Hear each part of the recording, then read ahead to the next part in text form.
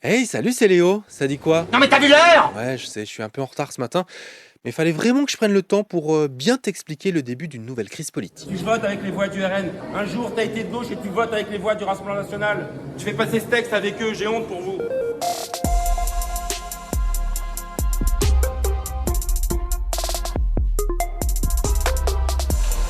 Voici le résultat du scrutin. Et voilà, après 18 mois de revirements et de négociations, la loi sur l'immigration a donc définitivement été votée hier soir. Pour 349, contre 186, l'Assemblée nationale a adopté. Alors qu'est-ce que ça change? D'abord, les étrangers sans papier ne pourront obtenir des titres de séjour d'un an que s'ils résident en France depuis au moins 3 ans et qu'ils travaillent dans des métiers dits en tension, comme la restauration ou le bâtiment, qui manque de main-d'œuvre.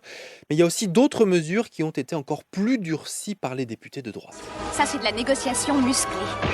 Par exemple, le délai pour obtenir les allocations familiales ou les APL va passer de 6 mois à 5 ans pour les étrangers qui ne travaillent pas. Des quotas d'immigration seront votés chaque année. La déchéance de nationalité sera possible pour les binationaux auteurs de crimes contre les forces de l'ordre. Et les enfants nés en France de parents étrangers n'obtiendront plus automatiquement la nationalité française.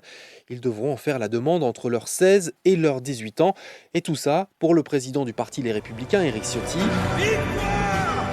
C'est une victoire historique pour la droite et il n'est pas le seul à s'en féliciter. Je crois que c'est une grande victoire idéologique de notre mouvement. Cette petite phrase de Marine Le Pen, selon plusieurs observateurs politiques, c'était le baiser de la mort, puisqu'après l'avoir prononcé, plusieurs ministres de l'aile gauche du gouvernement ont carrément menacé de démissionner hier soir. 27 députés de la majorité ont même voté contre la loi. Ça n'empêche pas Gérald Darmanin de dire que la majorité a été solide et moi je suis très fier d'être dans un gouvernement avec un président qui a tenu, malgré les pressions, qui a su, sans le Rassemblement National, bâtir une majorité alors que nous savons...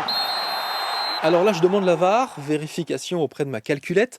Le gouvernement aurait-il vraiment pu se passer des 88 voix du Rassemblement National?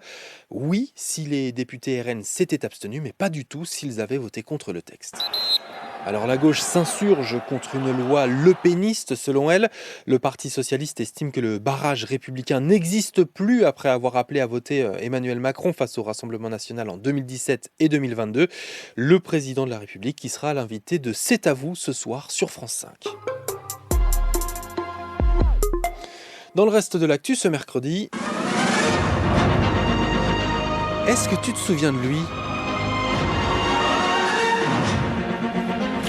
Mesdames, Messieurs, bonsoir. Voici les titres de l'actualité de ce mercredi. Depuis hier, Patrick Poivre d'Arvor est mis en examen pour viol sur l'autrice Florence Porcel. L'ancien présentateur du 20h de TF1 est donc désormais poursuivi en justice.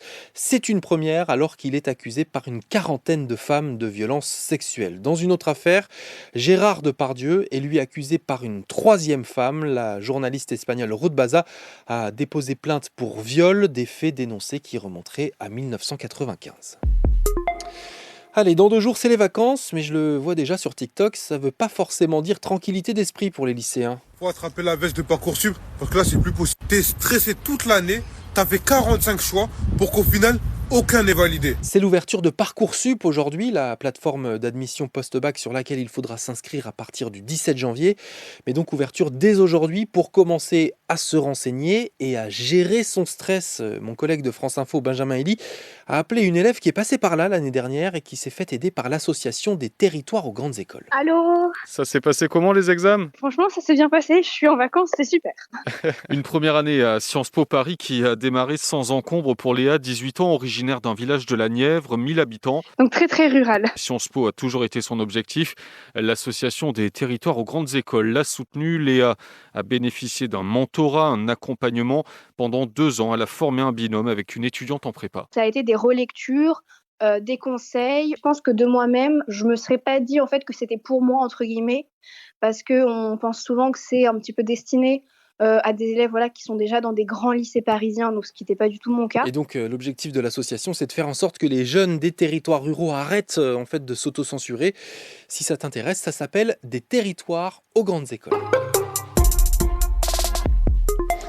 Et je termine sur un petit cadeau. Ça me donne de l'urticaire et ma chair se détache de mes os. Ouais, ça vient pas de moi, mais de Netflix qui, selon les informations de Bloomberg, prépare un spin-off consacré à un autre personnage de la famille Addams. Oncle Fétide, J'aime voyager incognito. C'est parti, en route. Netflix remet donc une pièce dans la machine et ça se comprend après le succès record de Mercredi, visionné plus de 340 millions d'heures à travers le monde. La lycéenne gothique qui aura d'ailleurs droit à une saison 2, mais le tournage a été repoussé au printemps 2024 à cause de la grève à Hollywood. Bon, ça te laisse du temps pour réviser sa choré.